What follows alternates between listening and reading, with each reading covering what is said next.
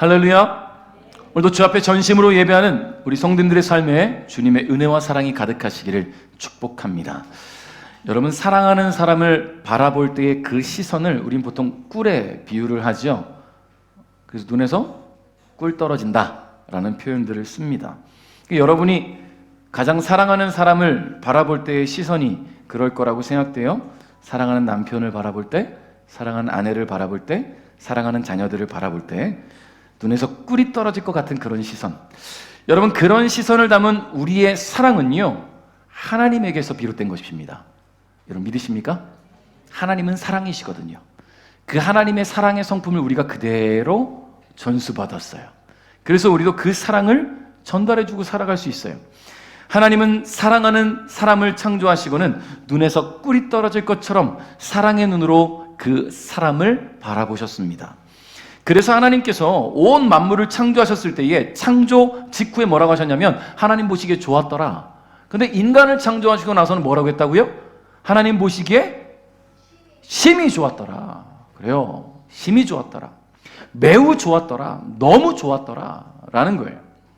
하나님은 그 사랑의 눈빛으로 언제나 우리를 바라보시고 우리에게서 그 시선을 떼지 않으시고 그렇게 우리를 바라보시니까 우리의 필요를 먼저 하셔요. 그리고 우리가 가야 할 길도 아시고 인도하신다는 겁니다.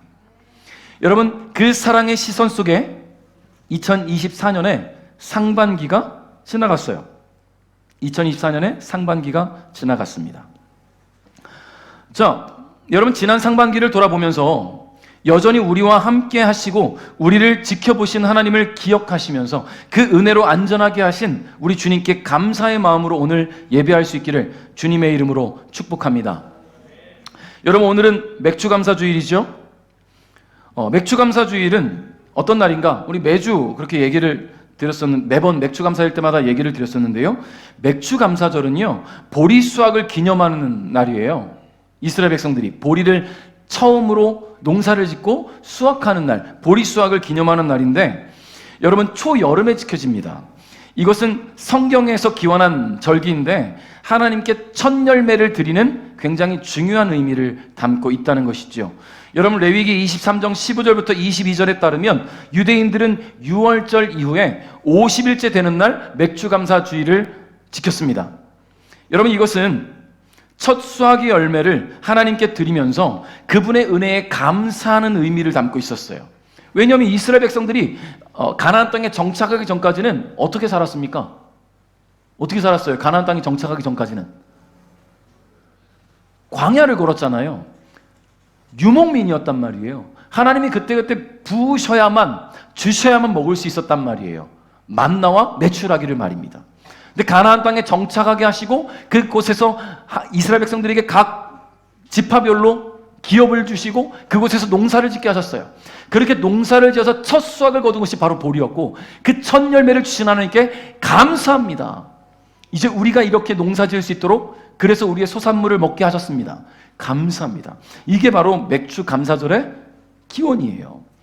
여러분, 오늘 저와 여러분도 맥주 감사절을 지킵니다. 오늘 여러분, 지난 상반기 내 힘으로 지나왔다? 아니에요. 나의 힘으로, 나의 능력으로 내가 열심히 일했으니까 먹고 살지? 아니에요. 하나님 함께 하시지 않으면 그 아무것도 내가 할 수 있는 일은 없어요. 하나님이 함께 하시지 않으면, 하나님 내게 능력 주시지 않으면, 내게 직장 주시지 않으면, 내게 일할 힘을 주시지 않으면, 나에게 건강 주시지 않으면, 나에게 안전 주시지 않으면 여러분, 지금 이 자리에 있을 수가 없어요. 여러분, 지난 주간은 굉장히 끔찍한 일이 벌어졌어요. 7월 1일에 시청역 앞에서 사고가 있었습니다. 그 자리에서 9명이 생을 달리했어요. 그분들은 그 자리가 자신의 인생의 마지막일 거라는 예상을 할 수 없었어요. 여러분, 우리는 언제 나에게 무슨 일이 닥칠지 알 수 없단 말이에요. 지난 상반기 동안에 여러 가지 일들이 있을 수 있어요. 왜 없겠습니까? 사람인데. 건강에 문제가 생길 수도 있고, 관계가 깨어질 수도 있고, 때로는 일이 잘 안 될 수도 있고. 그런데 여러분, 하나님이 지금 이 자리까지 오게 하셨잖아요. 하나님이 이 자리까지 오게 하셨잖아요. 그리고 이 자리에 있게 하신 것은 앞으로 우리가 만나게 될 내일, 여러분 7월 8일이 여러분에게 자신 있게 난 7월 8일을 맞이할 수 있다. 누가 자신할 수 있어요? 오늘 나에게 무슨 일이 일어날지 모르는데. 그러니 나와 함께 하신 주님, 나의 갈 길도 주님 나와 함께 하십시오. 함께 해주십시오. 우리 그런 감사로 오늘 예배해야 될 줄 믿습니다. 여러분, 오늘 본문은요, 하나님께서 모세로 하여금 이스라엘의 대제사장으로 세워진 아론과 그 아들들에게 주신 말씀이에요. 이 말씀은 아론과 그 아들들, 즉 이스라엘에 세워진 대제사장들로 말미암아 이스라엘 백성들, 하나님의 백성들에게 선포된 말씀입니다. 그렇다면 하나님은 오늘 아론과 그 아들들로 하여금 하나님의 백성들에게 무엇을 선포하게 하셨을까? 우리는 그것을 한 단어로 말할 수 있어요. 한 단어. 뭘까요? 한 단어. 그렇죠. 복입니다. 복. 우리가 그토록 받고 싶은 복. 여러분, 우리는 복에 대해서 여러 차례 걸쳐서 묵상해 왔어요. 그죠? 근데 복을 묵상하면서 여러분 생각하는 것들, 내가 스스로 얻을 수 있던가요? 복은 내가 스스로 얻을 수 있는 게 아닙니다. 복은 내가 노력해서 얻을 수 있는 것도 아니었어요. 물론 복의 개념이 어디에 있느냐에 따라서 스스로의 노력으로도 얻을 수 있을 수도 있지 않겠나. 복의 개념이 어디에 있느냐에 따라서. 돈이 복이라고 생각한다면 일한 만큼 돈을 벌어들이면 그게 복 받은 거라고 말할 수 있겠지요. 건강이 복이라고 생각한다면 운동 열심히 하고 건강한 식습관을 가져서 건강한 몸을 만들면 나는 내가 스스로 복을 만들었다라고 말할 수 있을지도 몰라요. 그런데 아까 말씀드린 것처럼 하나님께서 우리에게 기회 주시지 않으면, 물질의 기회, 건강의 기회, 안전의 기회, 관계의 기회를 주시지 않으면 내 스스로의 노력으로 얻을 수 없다라는 거예요. 할렐루야.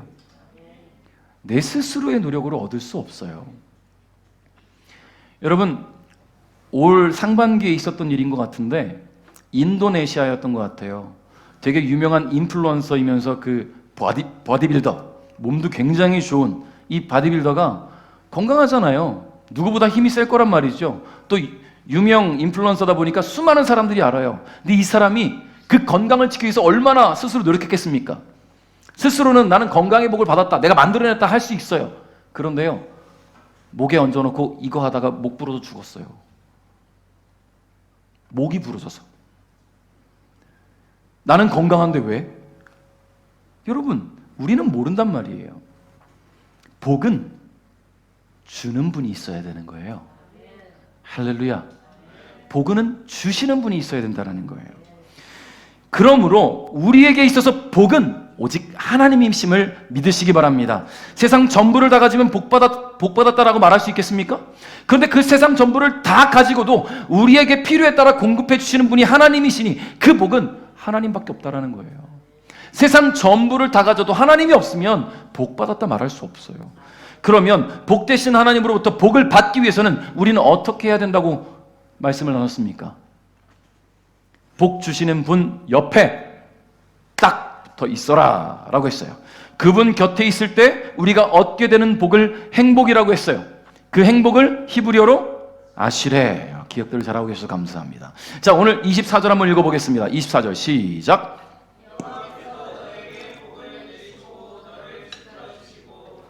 아멘. 자, 하나님은 당신의 백성을 지켜주시는 분이에요. 우리 입장에서 하나님 지켜주세요, 나를 좀 지켜주세요, 나를 좀 보호해주세요, 이렇게 애원하고 소원할 적 지켜주시는 것이 아니라 하나님께서 친히 먼저 내가 너를 지켜줄게. 이게 하나님의 복이에요. 막 달라고 떼쓰고 애원하고 해서 주어지는 게 아니라 하나님께서 우리에게 먼저 지켜주시는 것. 하나님과 우리의 관계를, 부모님과 아이의 관계를 한번 생각해 보면 이해가 쉬워요. 아이들은 부모의 보호가 필요하지요. 부모는 아이를 낳은 것으로 나는 부모의 도리를 다 했어 라고 생각하는 부모가 어디 있겠습니까? 이 아이가 잘 자라도록 보호하고 양육하고 지켜주죠. 걸음마를 할 때는 혹시 이 아이가 넘어지진 않을지 앞에서 손을 잡을까 말까 하면서 살살살 걸어가잖아요. 왜요? 이 아이가 넘어질 때 얼른 잡아주기 위해서, 지켜주기 위해서. 어딘가에 부딪히지 않을지 옆에서 지켜보면서 언제든지 위험으로부터 보호할 준비가 되어 있어요. 그렇게 부모의 보호는 아이가 성장하여서 성인이 되어서도 이어집니다. 부모가 나이 들어서 더 이상 보호할 힘이 없어져도 부모는 자식 걱정뿐이지요. 그게 부모잖아요. 근데 부모가 아이를 보호하는 것은 굉장히 제한적이에요. 그렇죠? 언제 보호할 수 있어요? 눈앞에 있을 때. 눈앞에 있을 때 보호할 수 있지요. 이 아이가 내 눈앞에 없을 때 어떻게 보호하겠어요? 이 아이에게 무슨 일이 벌어질 때 어떻게 알겠어요? 여러분, 부모의 손이 필요한 어린 시절에는 늘 곁에 있으면서 그 시절 아이에게 그 시선을 띄지 않았을 텐데, 근데 혹시라도 잠시 한눈 파는 사이에 어떤 사고를 만날 수도 있었겠지요. 제가 좀 그랬었어요. 그랬대요. 아버지가 제가 5살, 6살? 아버지 친구 집에 이제 저를 데리고 갔는데 제가 그 집에 쌩쌩이를 타고 나갔대요. 어딘가로. 처음 가는 동네에서 쌩쌩이를 보고 타고 달렸대요. 다시 돌아올 길은 생각도 안 하고. 그러면 저는 신나게 달려갔지만 부모님은 어떻게 해요? 눈에서 보호해 줄 수 없어요. 여러분, 제주도에 있는 제 친구 목사님, 이번에 주에 올라왔던 그 친구 목사님, 막내 아들이 6살 때였던 것 같아요. 제주도에 이마트가 하나 있거든요. 이마트에 데려갔답니다. 아들 둘, 딸 하나 이제 데려갔는데 막내 아들이 없어진 거예요. 막내 아들이 6살짜리가. 부모는 아이를 지켜봐야 되는데 이 아이가 없어졌어요. 안내 방송을 합니다. 이마트를 다 뒤집니다. 나오지를 않아요. 나중에 이 아이가 스스로 나왔어요. 의류 매장 매대 그 밑에 들어가서 자고 있었대요. 눈에 보이지 않으니 어떻게 지켜줍니까? 방송을 해도 애가 자니까 몰라요. 그 부모는 그냥 사색이 되었었지요. 여러분, 그래요. 아이가 성장해 가면서 서서히 부모의 곁에 있는 시간이 적어질수록 부모는 아이를 지켜줄 수가 없잖아요. 24시간 같이 있을 수 없는데. 그러니까 지켜주는 것은 시선이 닿을 때에야 비로소 가능하단 말입니다. 굉장히 제한적이라는 것이요. 이것이 사람이 가지고 있는 유한성이에요. 사람은 시간과 공간의 제약을 받아요. 그래서 바로 곁에서 시선을 고정하고 있어야만 지키고 보호할 수 있습니다. 근데 하나님은 어때요? 하나님은 제한이 없어요. 무한하신 분이잖아요. 하나님은 시간과 공간의 제약을 받지 않으시는 분입니다. 하나님은 시간과 공간을 지배하고 계신 분이에요. 주관하시는 분이에요. 그런 하나님께서 언제 어디서나 당신의 백성들을 지켜보고 계신다는 거예요. 당신의 백성을 향한 그 시선을 돌리지 않으신다는 겁니다. 그렇기 때문에 하나님만이 우리를 언제 어디서나 지키실 수 있다라는 이야기입니다. 이것이 하나님께서 우리에게 있어서 복인 이유예요. 복인 이유. 눈에 보이지 않고 곁에 있는 것 같지 않아도 하나님의 시선은 언제나 우리를 향하고 있다는 것. 그리고 하나님은 성령을 통해 언제나 우리 곁에 계시다는 것입니다. 성도 여러분, 복을 주시는 하나님, 복되신 하나님께서 우리를 지키시는 분이심을 잊지 않기를 바랍니다.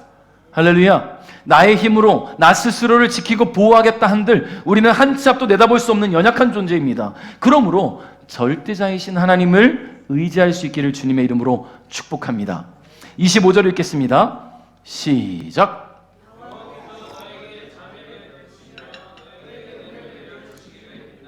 아멘. 자, 하나님은 우리에게 자비를 베푸신다. 여러분, 개정성경에서는 여호와는 그 얼굴을 내게 비추사라고 말하고 있어요. 자비를 주사라고 쉬운 성경에는 번역하고 있고, 개정성경에서는 그의 얼굴을 너에게 비추사. 여러분, 성도 여러분, 한번 질문해 볼게요. 하나님은 얼굴이 있습니까? 하나님은 얼굴이 있으세요? 하나님은 순수한 영이시잖아요. 얼굴이 있을 수가 없잖아요.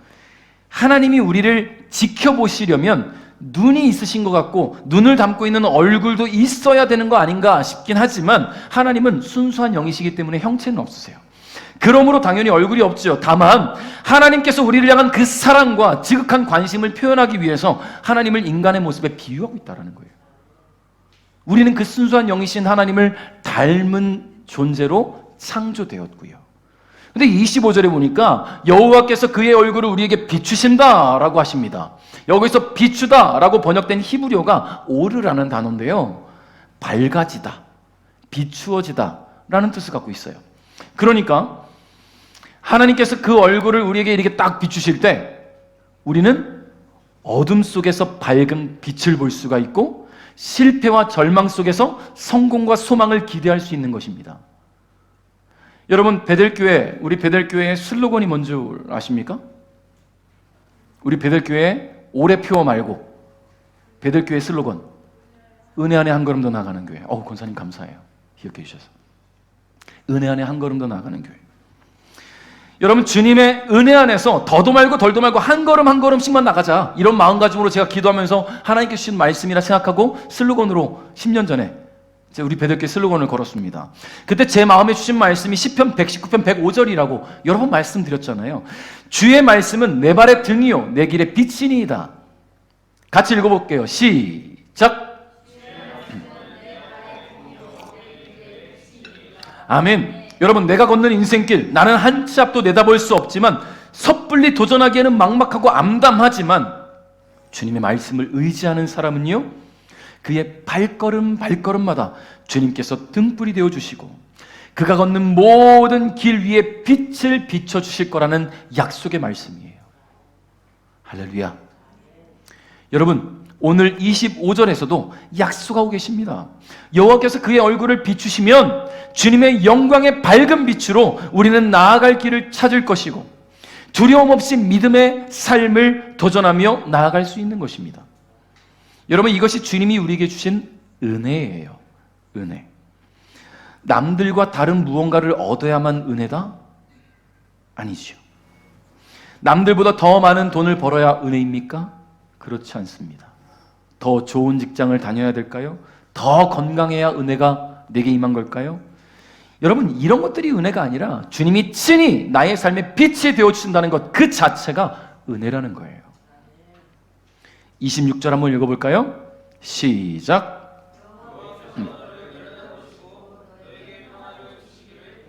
아멘. 자, 하나님은 언제나 우리를 내려다보고 계셔요. 우리 인생에 어떤 일을 만나게 될지 우리는 알 수 없지만 하나님은 우리의 삶을 내려다보시면서 안전한 길로 갈 수 있도록 개입하시고 간섭하세요. 여러분, 생각해 보세요. 아이들이 막 이제 걸음마 할 때 내가 가고 싶다고 막 가요. 막 잘 걷지도 못하는데 막 가요. 요즘 지안이 보니까 잘 걸어요. 근데 부모님 손, 아빠 엄마 손 뿌리치고 혼자 걸어가면 아무데나 갖다 부딪힐 수 있잖아요. 그럼 부모는 어떻게 합니까? 옆에서 그 손을 잡아줘요. 안전한 길로 갈 수 있도록. 여러분, 부모의 시선이 아이를 향해 있으니까 아이가 안전할 수 있도록 계속 지켜볼 수밖에 없어요. 그러면 이 아이는 어때요? 평안한 거예요. 위험이 이 아이를 넘어뜨리지 못해요. 여러분, 26절 말씀을 개정 성경에서는 이렇게 표현합니다. 여호와는 그 얼굴을 내게로 향하여 드사라고 번역하고 있어요. 여호와 하나님께서 그 얼굴을 우리를 향해 들어 올리셨다라는 말이에요. 위에 계신 하나님께서 우리를 내려다보시는 것은 맞지만 하나님은 시간과 공간의 제약이 없으신 분이시잖아요. 언제 어디서나 계시는 분이시잖아요. 그래서 이 말씀이 주는 의미를 조금 더 깊이 생각해 볼 필요가 있어요. 들었다, 그 얼굴 우리를 향해서 들었다라는 것은요, 히브리어로 나사라는 단어를 쓰고 있는데 들어올리다, 높이다라는 뜻을 갖고 있어요. 여러분, 나사가 얼굴을 뜻하는 단어인 히브리어 파님이라는 단어가 있는데요, 이것이 같이 쓰이면, 그러니까 얼굴을 들었다라고 같이 쓰이면 관용적인 의미로 스스로 자기 얼굴을 들다. 여러분, 어떤 때 자기 얼굴 들까요? 슬플 때 들까요? 절망적일 때 들까요? 기쁠 때, 확신에 찰 때 고개를 들잖아요. 축 처져 있다가도 합격했어! 진짜! 고개를 들잖아요. 여러분, 승리의 기쁨의 확신으로 하나님이 우리를 향해 얼굴을 드셨다는 거예요. 무슨 말입니까? 우리가 잘 되어지고 있다는 것을 하나님이 확신하시고 우리를 바라보고 계시다는 이야기. 무슨 말입니까? 평안이 임하고 있다는 거예요. 그러니까 하나님께서 우리를 보시면서 아이고 힘들지, 지쳤지, 힘내, 내가 함께 할 테니까 기운내, 이런 게 아니라 그래, 너 잘하고 있어. 내가 너를 사랑해서 너는 지금까지 올 수 있었어. 내가 너를 사랑해서 너의 죄를 용서했잖아. 너는 뭐든지 할 수 있어. 힘내봐. 이게 하나님의 마인드라는 거예요. 아이고, 이게 아니에요. 아유, 힘들어. 그래. 좀 쉬어. 이게 아니라 넌 할 수 있어. 내가 너와 함께 하잖아. 내가 너와 함께 너가 못할 게 뭐가 있어. 이게 하나님의 마음이라는 거예요. 여러분, 언제나 우리를 내려다보시면서 응원하시는 하나님께서 우리로 하여금 평화를 주시겠다고 약속하셨어요.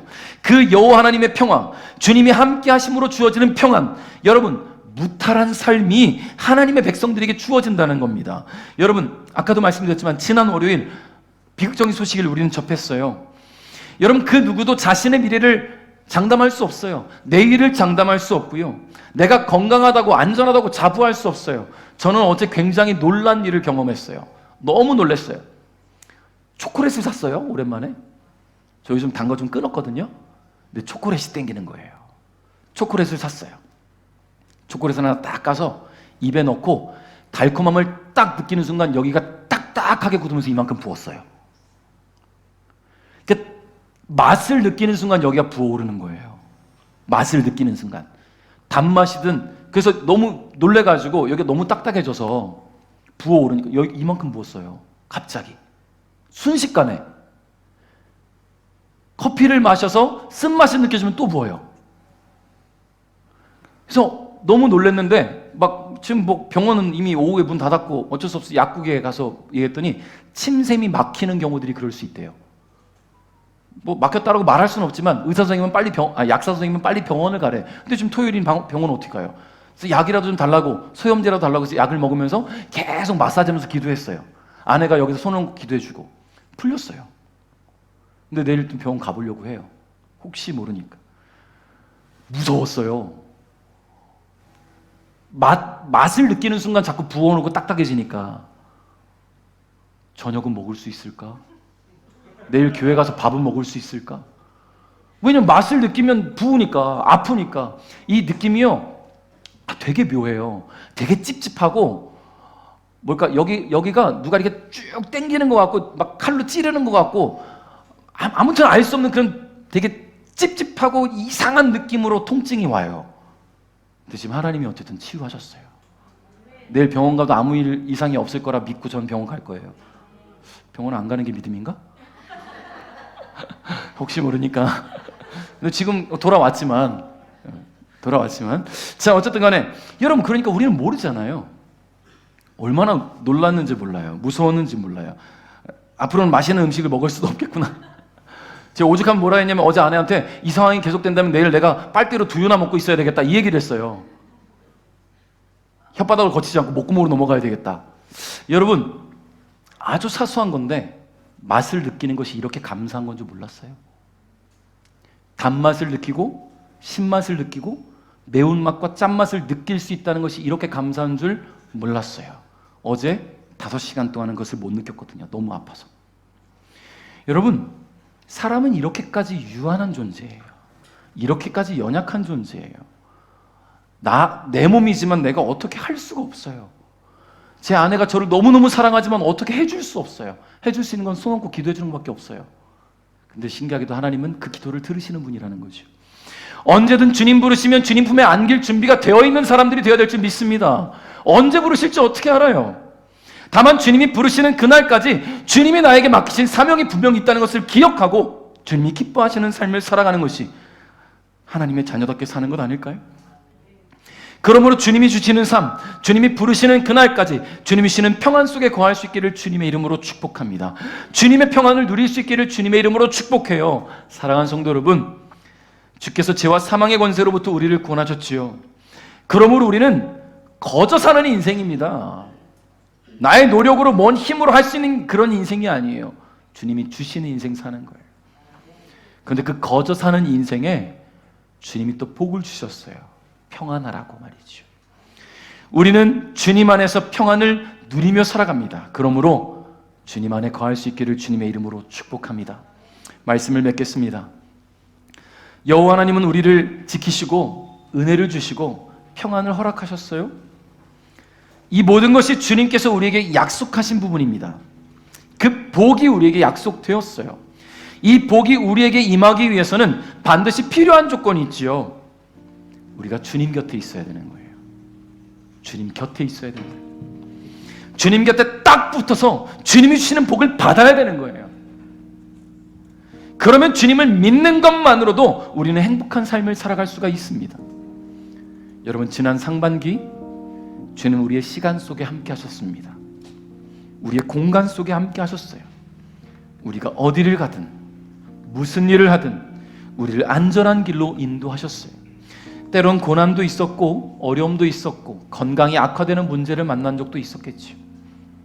근데 하나님은요, 그 시간들을 통해서 내가 나의 힘을 의지하는 것이 아니라 하나님을 의지할 수 있게 기회를 주시는 거예요.